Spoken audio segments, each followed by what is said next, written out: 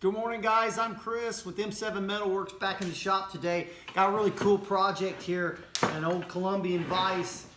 I'm guessing made in the 50s, maybe 60s, something like that. Cleveland, Ohio is where this vise is made. Super well-made vise. They don't make them like this anymore. The Columbians, I think, that are made today are actually manufactured in China or something like that. So this is one that was actually made by the Columbian Vise Company, not in China, not bought out by Wilton at this time. Wilton owns them now. So it's a model 503, and so obviously I believe that's 3 inches, and it is. It's 3 inches, and then it's got a depth of opening about 3 3/4 inches. So cute little vise. It's a stationary vise, so it doesn't swivel or anything like that. Seems to work really well. Right now, I purchased it out of the state of Maine from a leather works company. I believe he was retiring, and so I got it on Etsy, E-T-S-Y, and got it for a really good price. I think I got it shipped to Indiana for $80. I know a lot of guys are going to freak out on $80, but $80 for an extremely well-built vise like this is an absolute killer deal. I didn't even have to leave my house to get it. So pretty awesome. So we're gonna tear this down. We're going to clean it and put it all back together. I'd like to paint it. I don't paint every vise. Obviously, I don't know how much in the frame here. My Holland's vise here, it's a Holland's 15. I restored that one. I just put a boiled linseed oil on it, and I really like the way it turned out. But the last vise I did was a Parker 372, and I painted it, and I do like the way it turned out as well. So this is one that I actually am going to mount across the shop where my girls a lot of times will work on a little piece of quartz over there. They've got their own little kind of workstation that they'll play with. And so I thought I'd give them a cute little vise, one that's well made. And from what I can tell, when you lift up this leather, when you take the leather off the jaws look like they may be near new condition. So really good. It's got crisp, clean corners. It doesn't appear that anyone's been beating on the slide. That's a huge thing. It's got the typical grinder marks here, file marks across the top, nothing severe. It looks to be a very good condition vise. So stay with me, and let's get started on this project right now. First thing we'll do is we'll clean it up. I like to use a wire wheel just because it's quick and easy. And on a little vise like this, it really won't take me much time. So enjoy this video, guys. It'll be fun. Well, before we get started, guys, I thought I'd show you a little bit of a kind of a close-up view here. So you can see the vise, the cross-hatching there, those jaws. A bit dirty. Should clean up nice, though. I think even some of the divots in the grind marks are a little worse looking on camera than they do to the eye here in the shop. So stay with me, guys. It's a cold day here in Indiana, mid-November. So we got the shop getting kind of warmed up here with the fire going. All right, guys, let's take this apart.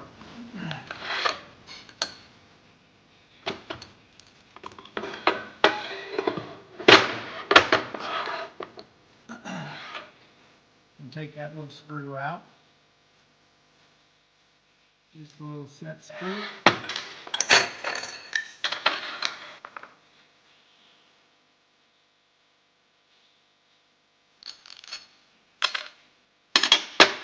This little thrust washer there.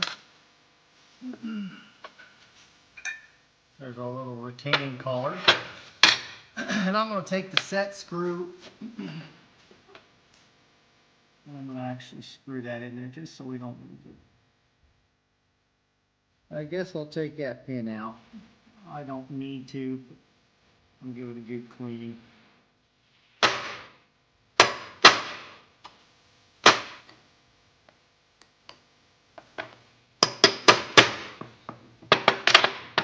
Just be careful here. It's a little tricky getting that pin out. A bunch of this stuff out.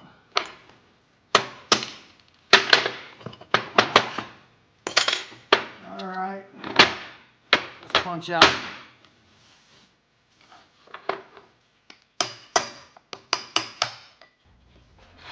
Let's get that a little more into camera frame here. You can kind of see what's going on.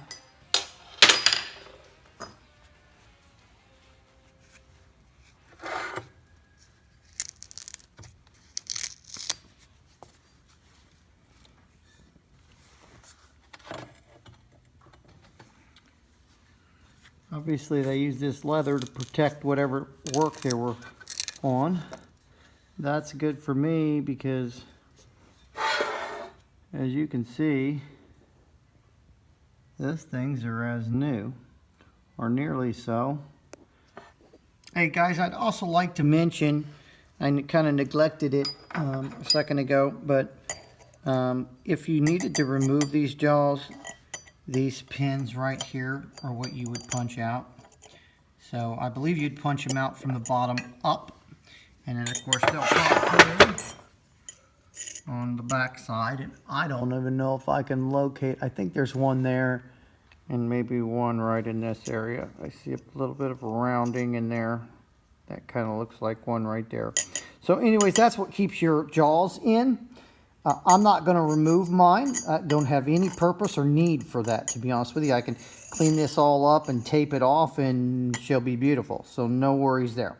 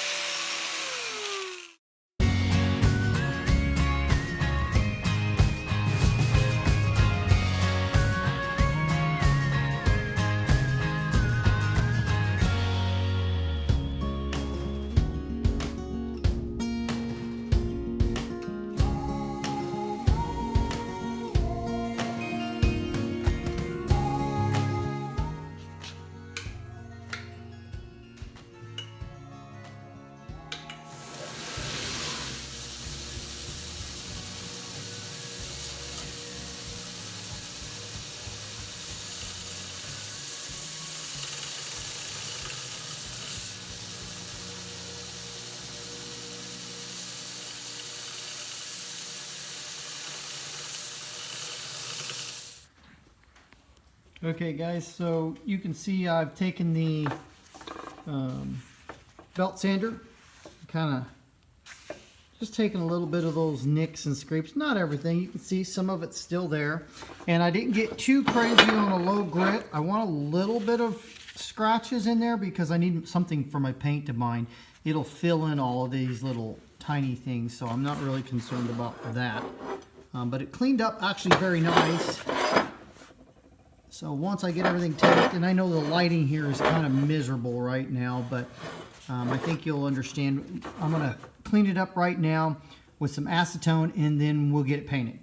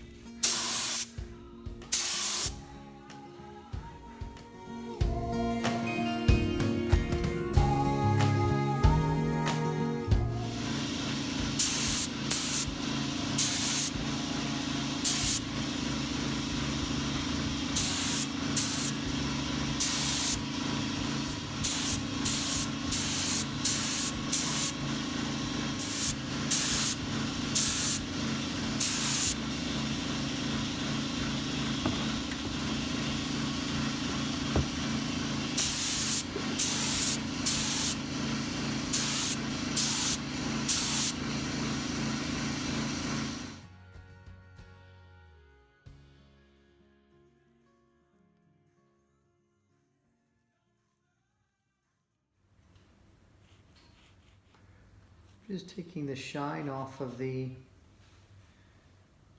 tops of those letters. That's all I'm doing, just the shine. That will allow my paint to hopefully adhere just a little bit better.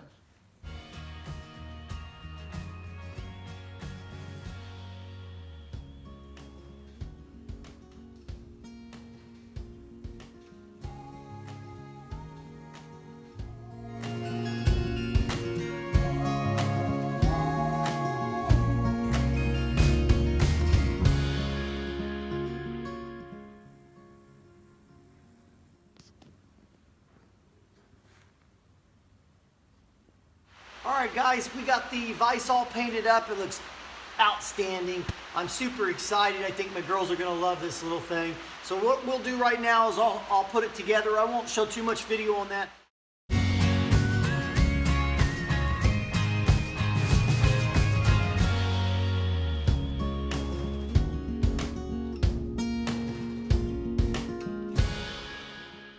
Okay, I wanted you to notice right here, guys, that I modified this bench top just a little bit, and the reason for that is so that when I do mount this, one, my bolts that go through miss my 2x lumber that's right underneath this, and two, that if I put something lengthy in here, I can actually go deeper than my bench in the vise jaw. So that's kind of why I did that. Okay guys, we're done with this little Columbian 503 vise. It turned out absolutely stunning. The restoration is beautiful. The quality of this vise, don't let the size fool you on this, guys. I know that's a 3-inch jaw size, and a lot of guys think, oh, I gotta have this massive big vise. This thing is built like an absolute tank. High quality vise. So if you're able to pick one up, absolutely get one, guys. The restoration turned out beautiful. I'll take you guys in for a close-up here in a minute. But, you know, as we close up, I'll try to run along. Just look at the quality and the detail of this vise. It's just absolutely stunning. I think my girls are going to be thrilled to have it. I've got the vise set out in a way that should allow me to be able to get some things down in there that are longer than the bench. And so, in other words, it's out far enough that I should be okay there. But yeah, guys, just an absolute beautiful vise. If you're able to pick one up, I absolutely recommend it. Use it. My girls will use it, I'm sure. Making little crafts and what have you. And so I'll take you guys in for a little close-up look now.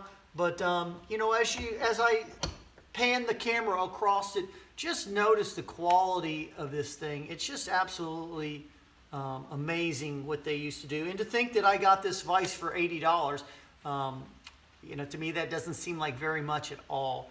The writing on it is in red, kind of a maroon, deep red. That's what I had, and I think it sets it off real well. It's actually, if you watched my Parker 372 vise, this is actually just a reverse of that paint pattern.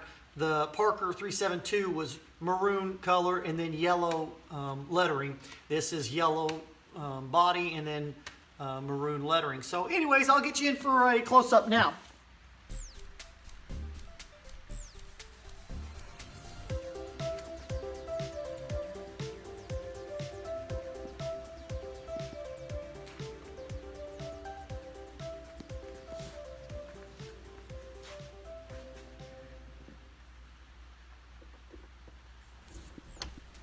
Well guys, if you really like this vise restoration, don't forget to like it and subscribe and comment. I appreciate you guys watching, and I do appreciate the comments.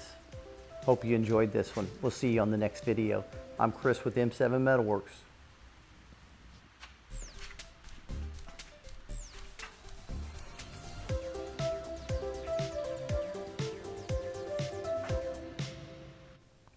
To my beautiful girls, Talia, Briley, and Daria, you'll always have a seat at my workbench. Love you, girls.